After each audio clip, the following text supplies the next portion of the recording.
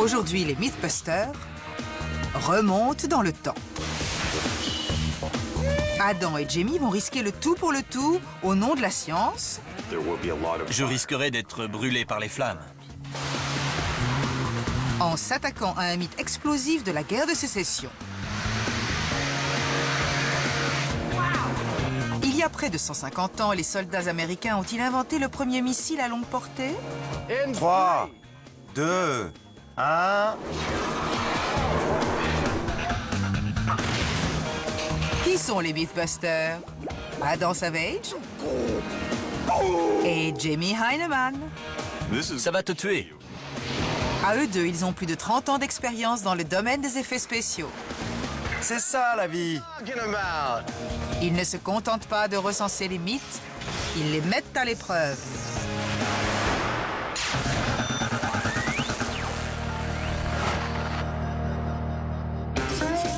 Voici le mythe du missile sudiste, qui remonte à la guerre de sécession. Je rêve depuis 3 ans de faire cette expérience dans l'émission. Il y a du danger, de la poudre, je te suis. Bien.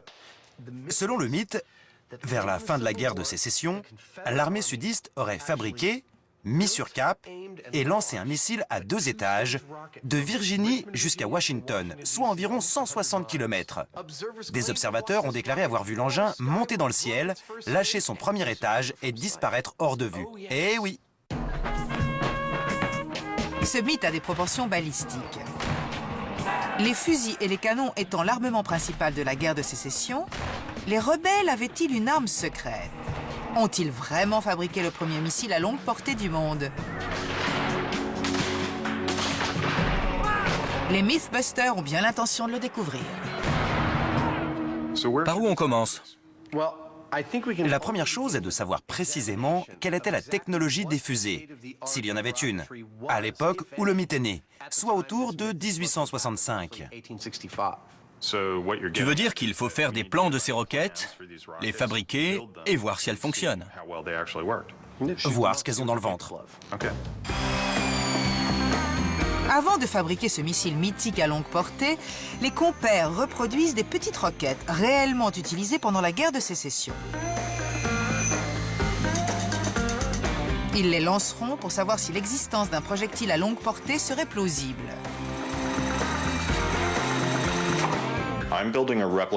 Je fabrique la réplique d'une roquette appelée roquette de Hale. Ce type de projectile était reconnu comme la technologie de pointe à l'époque de cette guerre. Technologie de pointe, car en plus de sa portée de 1800 mètres, cette roquette avait un semblant de précision grâce aux ailettes qui la propulsaient en spirale dans l'air. En possession de plans poussiéreux prêtés par la Smithsonian Institution, Jamie vise haut, mais au cas où son projet échouerait, Adam fabrique une autre roquette à l'ancienne à 2 étages. La roquette Boxer est un projectile de sauvetage conçu pour être lancé d'un bateau ou de la côte vers un navire en détresse. Elle est fixée à une corde pour ramener le bateau en lieu sûr. La propulsion initiale d'une roquette Boxer est tout d'abord provoquée par la première charge de poudre. En brûlant, elle enflamme la seconde charge et le projectile transporte la corde sur plus de 90 mètres jusqu'au bateau naufragé. Mais pour Adam, c'est un casse-tête. On n'en fabrique plus depuis au moins 100 ans. Je ne sais pas si ça va marcher. Pendant que Adam se creuse la cervelle, Jamie est dans tous ses états. Il a commis une erreur élémentaire. Pour ne pas subir une humiliation publique, Si je ne dis rien, pas de bonne émission. il fuit la caméra.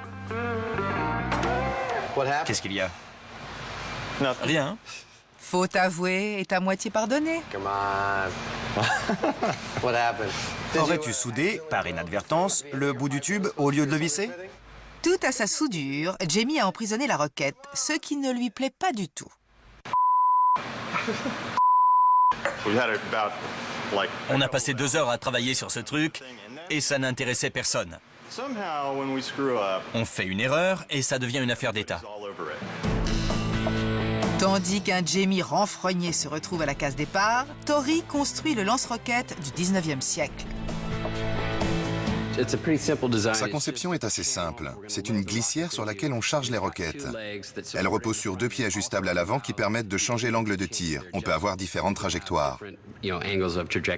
C'est l'heure du test, même si ce n'est qu'avec une simple fusée de feu d'artifice. Je ne sais pas ce que ça va donner. Ça peut faire du bruit, exploser.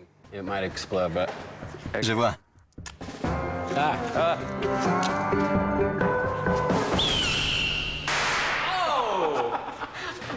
La glissière l'a bien lancée sur la bonne trajectoire. J'espère qu'elle sera assez solide pour les grosses roquettes. Oui, la poussée sera énorme. On devrait essayer d'en lancer d'autres. 2 à la fois? Pourquoi pas? Pendant que Tory s'éclate avec la pyrotechnie, Adam modifie la roquette Boxer, ce qui aura peut-être des répercussions sur la roquette mythique. D'après mes recherches, personne n'a jamais vu ces roquettes, du moins depuis longtemps. Personne n'en possède, ni n'en fabrique. On ne savait pas si c'était un projectile à 2 étages ou d'une seule pièce. Et il se trouve que c'était une roquette qui ne se détachait pas en son milieu pendant la phase d'allumage. Ainsi, la Boxer n'est pas une roquette à 2 étages. Ces sections ne se séparent pas. Elles se consument entre elles. L'idée que la roquette mythique des rebelles était à 2 étages est maintenant contestée. Tandis que Adam apporte la touche finale à son engin, Jamie, sorti de son mutisme, fixe les ailettes révolutionnaires qui, en faisant tournoyer cette roquette de Hale, augmentent sa précision. Les faire tourner avait un prix. Même de conception intelligente, ça réduisait la portée des projectiles. La portée n'est rien si le tir n'est pas précis. Mieux vaut la précision que la portée. L'inventeur de cette roquette, l'anglais William Hale, aurait été de cet avis. J'en suis satisfait. Ce n'est pas un modèle parfait, mais il sera opérationnel. Les roquettes sont enfin prêtes. Reste à trouver le carburant, de la poudre à canon. Il y a un hic.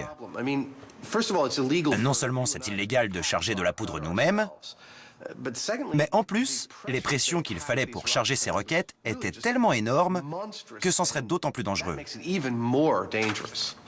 Appelons notre vieux pote Eric Gates.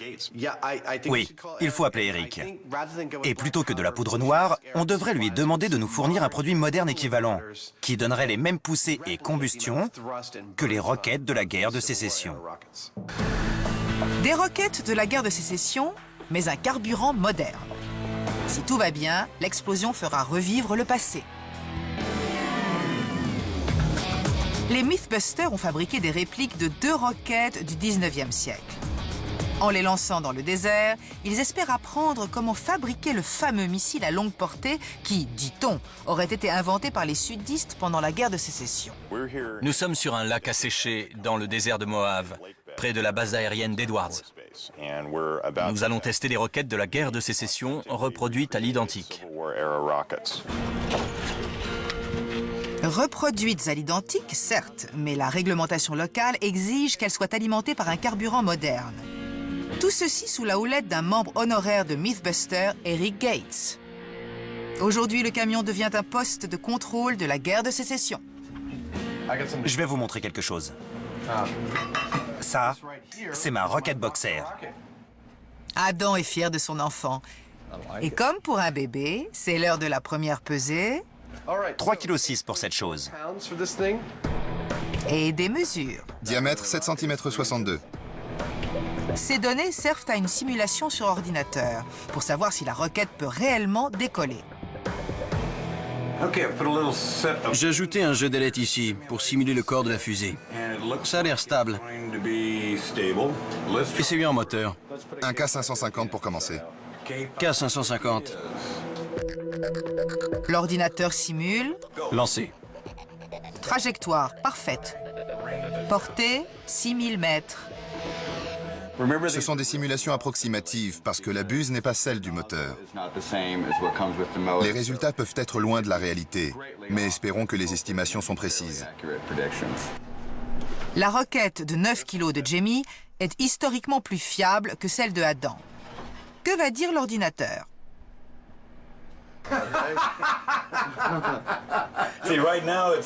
En ce moment, elle fait 150 mètres à une altitude de 15-20 mètres. Peu impressionnant comparé à l'autre simulation. Mais ce n'est qu'une estimation. À la veille de leur lancement, les roquettes vont être équipées de moteurs à perchlorate d'ammonium. Ces moteurs modernes sont le nec plus ultra pour les fabricants amateurs de fusées. Et sans doute légèrement plus puissants que la poudre à canon du 19e siècle. En les enveloppant pour qu'ils s'insèrent parfaitement dans les roquettes, Adam et Jamie se demandent si le gros du mythe est réel ou si ce n'est qu'une histoire à dormir debout. On trouve des références aux missiles de la guerre de sécession partout sur le net. Il aurait mesuré environ 3,50 m de long, avec une ogive chargée de 4,5 kg de poudre. On en parle pour la première fois en 1958 dans un article d'un journal du Sud, écrit par un correspondant de Vienne, C.R. Johnson. Nos documentalistes n'ont trouvé aucun C.R. Johnson ni aucun article. Ce mythe serait-il un mirage?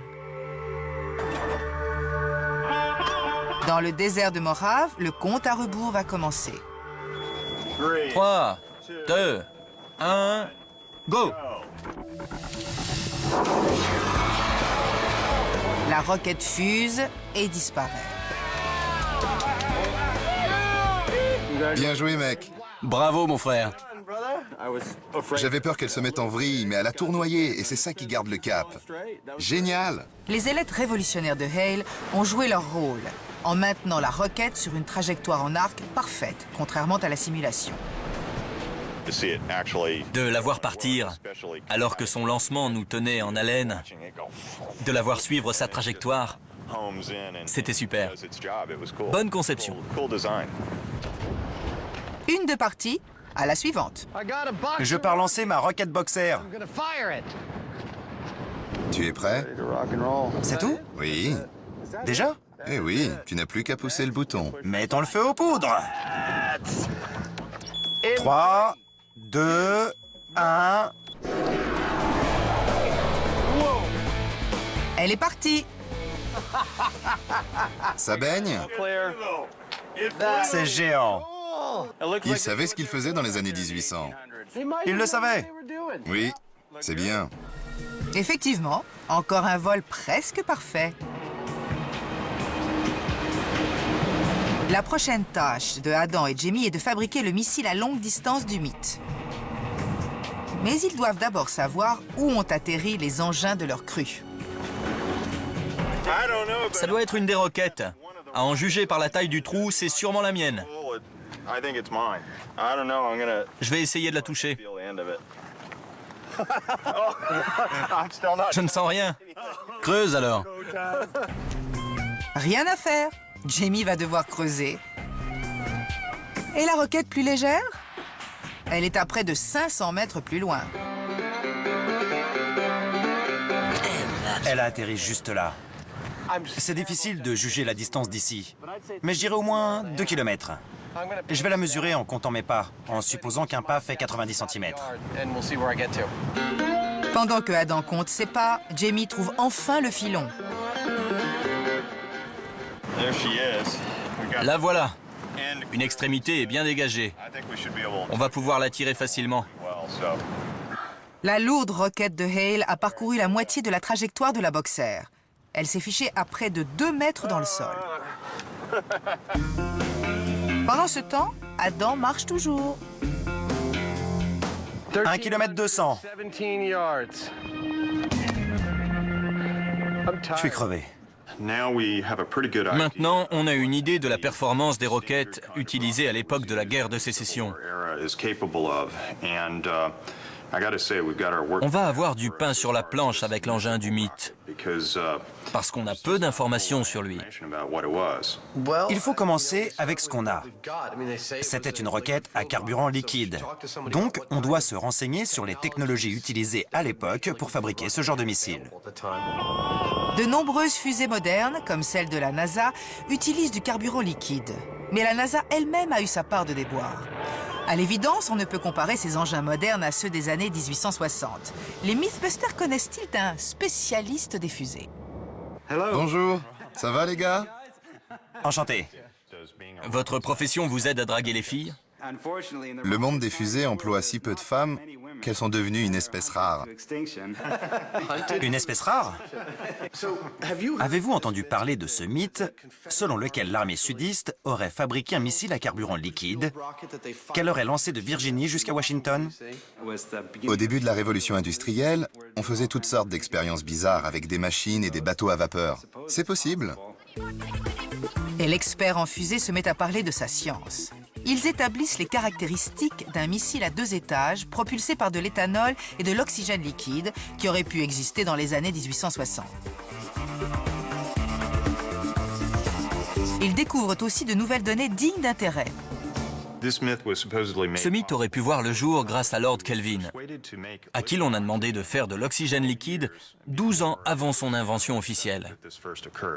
Le physicien allemand Ernst Mach a contribué à l'invention d'une petite turbine et d'un stabilisateur gyroscopique. Le missile a été lancé d'un tube fait de canons de marine, enfoncé dans une berge.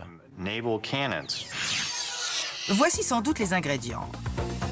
L'oxygène liquide de Lord Kelvin fait brûler le carburant de la roquette.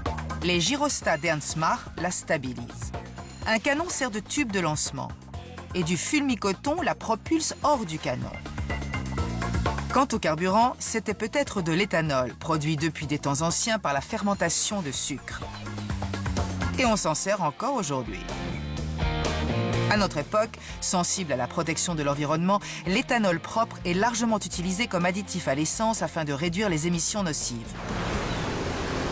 Mais ce n'est pas l'écologie qui a poussé les nazis à alimenter leurs missiles V2 avec de l'éthanol.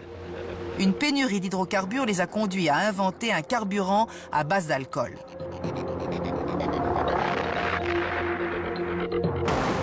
Toutefois, la façon dont le V2 a été conçu laisse à penser que la roquette mythique aurait pu fonctionner à l'éthanol. Maintenant, autour du grand O de Lord Kelvin, l'oxygène liquide oxyde le carburant. Sans lui, l'éthanol brûlerait lentement. Mais si on lui rajoute cet oxygène liquide, cela provoque une explosion qui crée une poussée phénoménale. Fournir l'oxygène est l'affaire de Grant. Je vais refaire la célèbre expérience de Joseph Priestley à la fin du XVIIIe siècle. Il a isolé l'oxygène en utilisant de l'oxyde de mercure, du mercure à l'état liquide, une loupe et le soleil. Avant de produire de l'oxygène liquide, il doit générer de l'oxygène gazeux en concentrant la chaleur du soleil sur de l'oxyde de mercure. Au soleil maintenant. Avec la chaleur, l'oxygène gazeux devrait monter en bulles dans l'éprouvette. Il y a des bulles, petites, mais des bulles quand même. Le processus fonctionne, mais lentement. Quand il aura assez de gaz, Grant, comme Lord Kelvin, devra le liquéfier. Entre-temps, la roquette mythique ayant été lancée d'un canon de marine, Carrie part à la recherche de ses pièces d'artillerie. Adam et Jamie veulent savoir quelle était la taille des canons pendant la guerre de sécession. Alors je suis à Fort Point pour prendre des mesures. Ces mesures sont capitales pour le missile des Mythbusters, car aucun document ne mentionne la taille de cette roquette mythique. Longueur 3,35 m. Connaissant les dimensions des plus grands canons de la guerre de sécession, 25 cm. Les Mythbusters pourront fabriquer le plus grand missile possible et ils auront une taille précise pour leur tube de lancement. 2,80 m. Un autre ingrédient est prêt. Canon lance-roquette, prêt. Mais les Mythbusters font une découverte inquiétante sur Lord Kelvin. William Thomson, connu sous le nom de Lord Kelvin, a bien vécu à l'époque de la guerre de sécession, mais il n'a jamais revendiqué la découverte de l'oxygène liquide. Et on est censé croire un certain Thomson, qui se faisait passer pour Lord Kelvin. Je suis Lord Kelvin en personne. Mais en 1852, il a effectivement observé qu'un gaz qui se dilate dans le vide subit un refroidissement. Et en 1877, cette découverte a permis à 2 chercheurs français, Raoul Pictet et Louis Cailletet, de produire de l'oxygène liquide. Oui, mais ils n'ont produit que d'infimes gouttelettes d'oxygène liquide pendant quelques secondes. La fabrication de quantités industrielles l'oxygène n'est apparu qu'à la fin du 19e siècle, début 20e. On comprend mieux les difficultés de Grant. En utilisant la technologie de l'époque de la guerre de sécession, il essaie de soumettre l'oxygène gazeux à une pression telle qu'il devrait se liquéfier. Il n'y a pas 5,5 bars. Mais quoi qu'il fasse, rien n'y fait. Le problème, c'est ce cylindre. Apparemment, il fait trop chaud dans l'atelier. Il y a un seuil de température au-dessus duquel la liquéfaction de l'oxygène est impossible. Et cette température est de moins 118,6 degrés Celsius. À l'époque de la guerre de sécession, on n'avait pas la technologie pour produire un tel froid. Sans oxygène liquide, ce mythe semble être bidon. Les résultats de Grant montrent clairement qu'on ne savait pas liquéfier l'oxygène pendant la guerre de sécession. Pour nous, ça élimine la roquette à carburant liquide avec un oxydant. Je ne vois pas ce qu'on peut faire. Moi, oui. D'après mes lectures, on devrait fabriquer un engin hybride. Le carburant sera de la paraffine, l'oxydant de l'oxyde d'azote, et l'engin n'aura pas de pièces détachables complexes. 1. Ces matériaux n'ont pas l'air dangereux. 2. C'est une technologie qui existait pendant la guerre de sécession. On a la solution idéale. Plan B. Un missile hybride. L'oxygène liquide de Lord Kelvin sera remplacé par de l'oxyde d'azote et l'éthanol par de la paraffine. C'est la dernière chance pour ce mythe. Est-il possible de produire de l'oxyde d'azote liquide avec la technologie des années 1860? Grant se remet à la tâche. Et cette fois-ci, au cas où l'envie vous prendrait de le faire chez vous, la recette est censurée. Le principe est de chauffer avec du... Cela produira un gaz que nous allons faire passer dans un... Et il devrait en ressortir de l'oxyde d'azote. Grant verse du... puis une pincée de... et il fait chauffer. Sous la chaleur croissante, le gaz sort sous forme de bulle.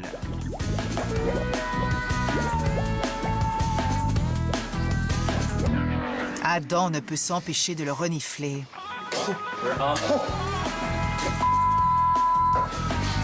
Ça brûle!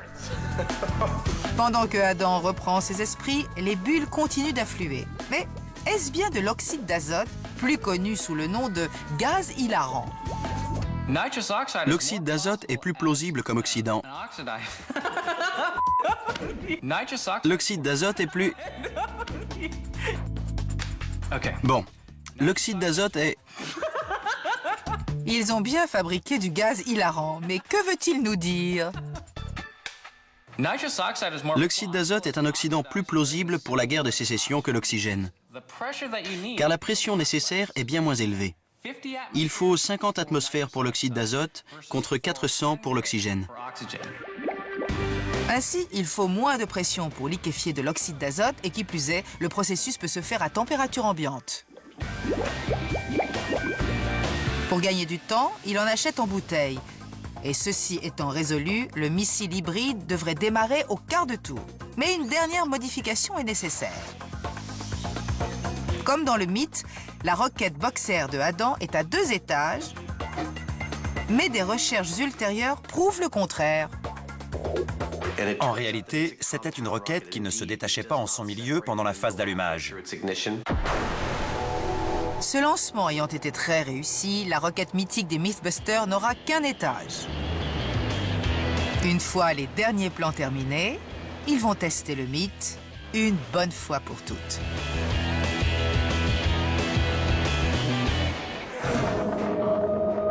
Des missiles à longue portée ont-ils été inventés par des soldats américains du 19e siècle et utilisés pendant la guerre de sécession?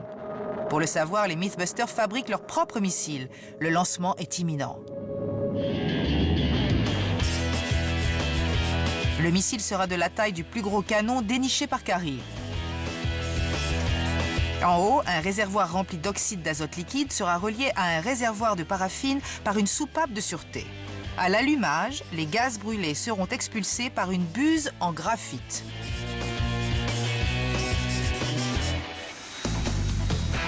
Mais commençons par le commencement. Jamie se rend dans un entrepôt du 21e siècle pour y acheter des pièces du 19e siècle. Il cherche des tubes métalliques que les fabricants de fusées du 19e siècle auraient pu se procurer près de chez eux. Ils vont bien sûr tester le matériel dans l'atelier avant de lancer le missile dans le désert. Je suis en train de faire le réservoir pour l'oxyde d'azote. On utilise de la tuyauterie en acier parce que c'est plus facile et plus rapide à façonner.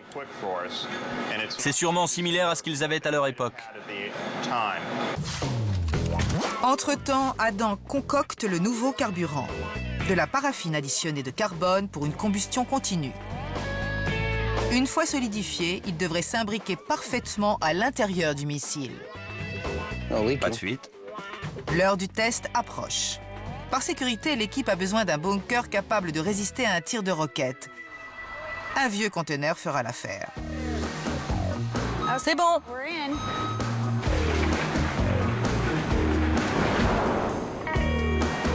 Parfait. Installation parfaite, mais est-il à l'épreuve des bombes? On tire. Pas vraiment. On voit le jour par le toit. Ils ont acheté une carcasse pleine de trous. Pourquoi avoir fait des économies? On aurait dû dépenser plus. Oui, il y a des vies en jeu. C'est un nid de guêpe? Oui. Super. Pour couronner le tout, il y a des guêpes, mais pas pour longtemps. Fantastique. Si on met une bombe là-dedans, le toit va s'envoler. Je vais le refaire, installer la ventilation, poser des parpaings et tout nettoyer. Ça craint ce truc, mais on aura notre bunker.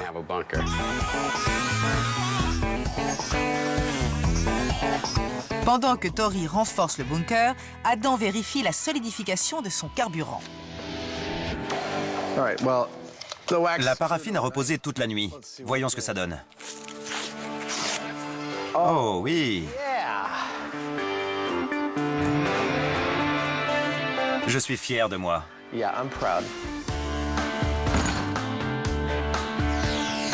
Est-ce la bonne taille? Pas de problème. Mais pas de repos pour les braves. Jamie continue de sceller le missile, mais la simplicité de toute l'opération l'inquiète légèrement. Je ne comprends pas pourquoi c'est si facile. Ce n'est que du gaz hilarant et des tuyaux. L'idée que ça puisse voler est plutôt inquiétante. Les Mythbusters ne sont pas habitués à une telle facilité, mais n'oublions pas qu'ils n'ont encore rien testé. Et voilà. Réservoir scellé, valve d'allumage en place, la chambre d'explosion. Il ne manque que la buse en graphite. Pendant la guerre de sécession, le graphite était le seul matériau capable de résister à la chaleur intense générée par la combustion des roquettes. Voilà une roquette. J'en ai des frissons. L'engin est prêt. Le compte à rebours n'étant pas loin, il est temps de l'emporter dans le bunker. Par mesure de sécurité, Adam ancre le missile pour qu'il y ait une combustion, mais pas de décollage. Jamie met la ventilation en route au cas où l'engin se transformerait en bombe fumigène. Tout est prêt. C'est le moment des dernières vérifications, à commencer par la soupape qui va laisser passer l'oxyde d'azote dans le carburant. Vas-y, tire.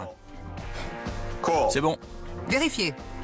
Maintenant, au tour de l'allumage. Je suis prêt, quand tu veux. D'accord. 3, 2, 1... Ça fume, ça marche. Ça a pris une seconde. Il est temps d'évacuer le bunker. Ils vont procéder à la mise à feu. Une fois la moitié supérieure du missile remplie d'oxyde d'azote liquide, ils allumeront la paraffine et ouvriront la soupape de sûreté. Le tour est joué. C'est du sérieux. Le réservoir d'oxyde d'azote liquide devrait être en train de se remplir, mais sait-on jamais.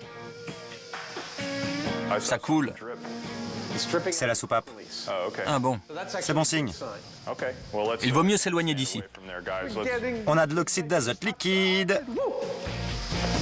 50 minutes plus tard, le réservoir n'est toujours pas rempli.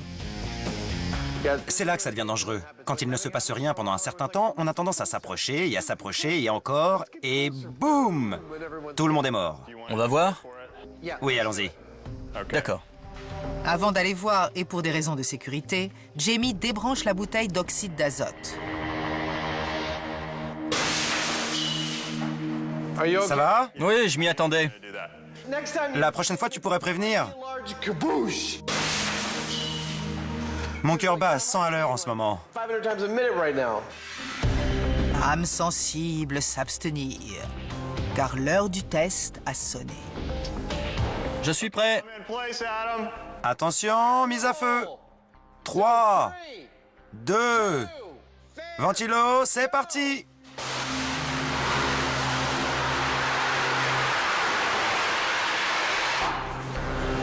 L'allumage a fonctionné. Mais que se passe-t-il là-dedans? Ce n'est pas une mise à feu, mais une mise à sac de l'atelier.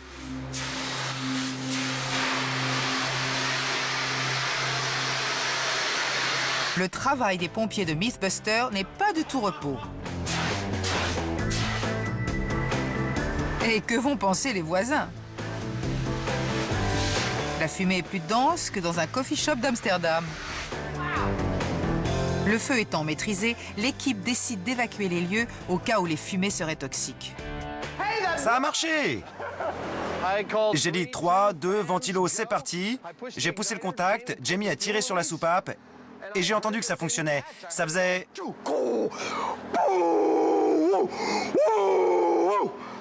C'était le même bruit que dans les films sur les missiles à carburant liquide. Ça a projeté une boule de feu d'enfer qui a dû faire fondre le verre balistique. J'ai hâte de voir les dégâts à l'intérieur. La fumée se dissipant, les dommages apparaissent. Le missile hybride a transformé le QG des Mythbusters en une scène apocalyptique.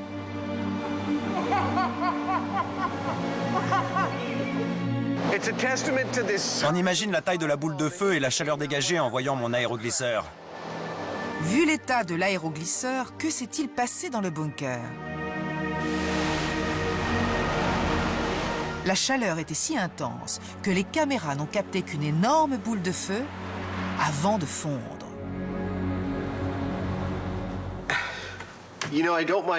J'avoue commettre un petit péché d'orgueil. On ne peut contester qu'en toute innocence, on a fabriqué un missile hybride en 2 jours avec du matériel de plomberie. On a fait le moteur et le système d'allumage du missile hybride. Encore faut-il lui fabriquer une enveloppe et un canon pour le lancer. Exactement. Et il y a aussi le problème de ce fameux système de stabilisation gyroscopique dont parle le mythe. Je m'occupe du stabilisateur si toi tu t'occupes de la coque et de l'ogive. D'accord. Après leur séance d'autosatisfaction, les garçons reprennent le travail. Pour la touche finale, Adam fabrique le système de stabilisation qui devrait donner à la roquette un vol précis et sans heurts.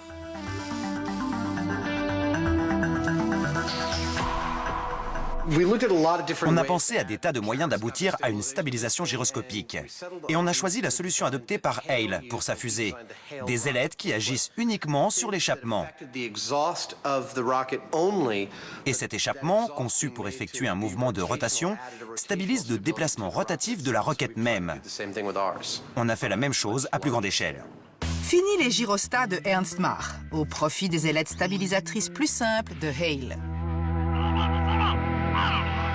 Jamie fabrique un nouveau système plus sûr pour l'ouverture de la soupape qui permet à l'oxyde d'azote de se mélanger au carburant.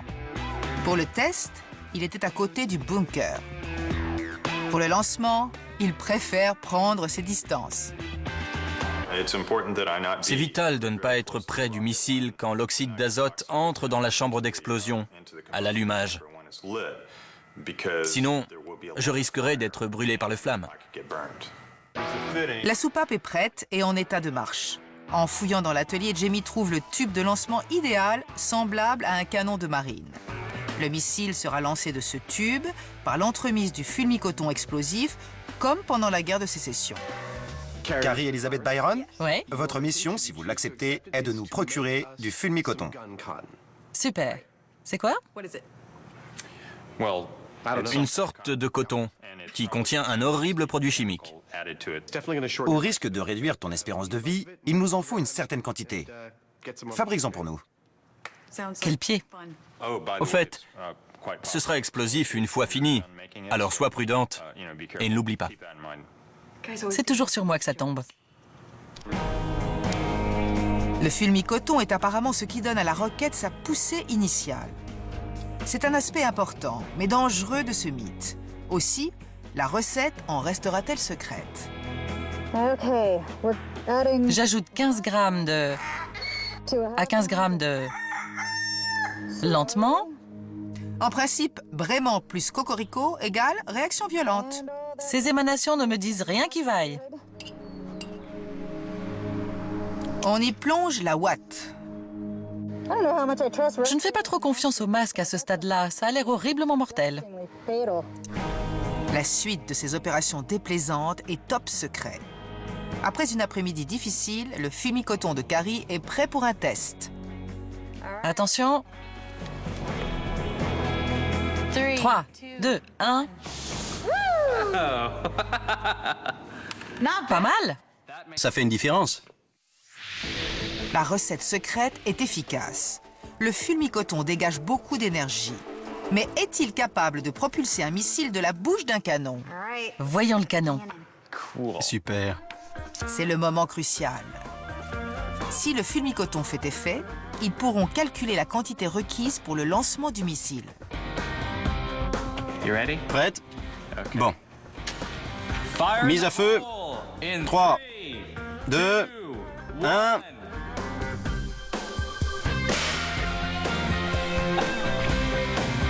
Réussite totale. Une plus grande quantité de fulmi-coton serait suffisante pour lancer le missile hors de son tube de lancement. Le dernier ingrédient mythique est opérationnel. Fulmi-coton, accepté. Restent quelques détails. Tout d'abord, l'ogive. Je n'ai pas de pièce de bois assez grande pour l'ogive. Je vais la tailler dans de la mousse. On ne va pas mettre une vraie tête militaire. Même les Mythbusters doivent se fixer des limites. Ils devront se contenter d'une ogive en mousse. Ensuite, la peinture. Le rose va bien au missile. Il est enfin prêt.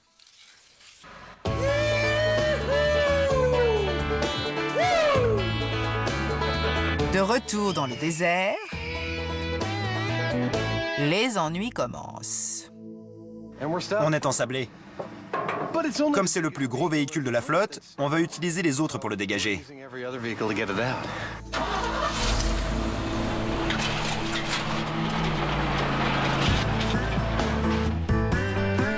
Jamie les a mis dans ce bourbier. À lui de les en faire sortir. On n'a rien d'autre à glisser dessous? C'est peine perdue. Et tomber en panne au beau milieu du désert n'est pas une situation enviable. On espérait travailler le matin, rentrer à l'hôtel, faire une sieste, se remettre au travail plus tard pour éviter la chaleur. Mais non! Vas-y, tire!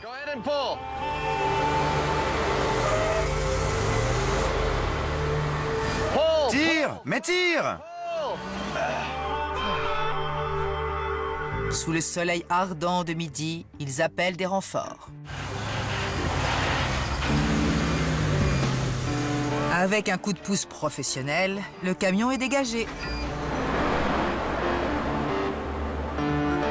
Enfin libre, Jamie effectue une manœuvre et s'ensable à nouveau. Ça se passe de tout commentaire, n'est-ce pas? Comme des rats qui quittent le navire en cas de naufrage, l'équipe abandonne son pauvre camion et emporte tout son matériel avec elle. Contre vents et marées, cet engin sera lancé. Le missile de la guerre de sécession, fabriqué maison par les Mythbusters, va s'élancer vers la Lune. Arrivé enfin à destination, l'équipe s'empresse de préparer la roquette pour son lancement. Mais tout d'abord, Adam met la dernière touche à leur canon. Pour obtenir une trajectoire optimale au lancement, il fixe un trépied sur le canon. Entre-temps, Jamie recommence à tirer les ficelles. Je déroule entièrement la ficelle qui ouvre la soupape de l'oxyde d'azote, parce que je veux voir ce que ça donne. Et quelqu'un de l'autre côté vérifiera si ça fonctionne bien. Prêt pour le test, quand tu veux. Parfait. Ça marche! La soupape sera activée à 150 mètres de distance. L'équipe glisse le missile dans le canon. Tu tiens le bout? Elle ajoute la paraffine et scelle le missile. Parfait. Bien. T'es un chef, mec. Maintenant, c'est la phase de l'érection. Attention aux doigts. Tout est presque fini. Ça vous plaît? Jamie ajoute le fulmicoton propulseur de Carrie à la base du canon. Il ne manque plus que l'oxydant du carburant, l'oxyde d'azote liquide. Pendant les derniers préparatifs, ce missile hybride semble très éloigné de l'engin original du mythe. Dans cette parabole, y a-t-il une seule once de vérité? Ils connaissaient le fulmicoton en 1865, l'acier et l'oxyde d'azote. Lancer un missile à partir d'un tube est parfaitement plausible. C'est du domaine du possible. Fabriquer un missile est une chose. À mon avis, c'est tout le processus de lancement qui rend improbable, mais pas impossible, sa réalisation à cette époque. Un missile à longue portée pendant la guerre de sécession? Improbable, mais pas impossible. Maintenant, voilà le grand boom. Le missile du 19e siècle. 3, 2, 1, mise à feu. Alors?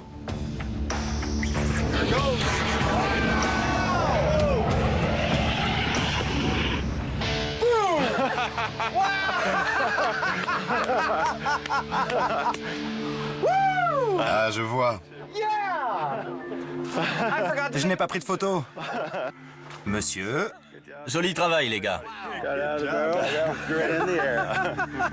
Notre premier missile hybride. Et quel départ! L'oxyde d'azote a pris du temps pour se mélanger au carburant et ensuite s'était lancé. c'est du bon travail. On va chercher le missile? Oui, C'est cette chose là-bas? Je vais compter mes pas en marchant. c'était bel et bien une fusée. Il n'y a rien à dire.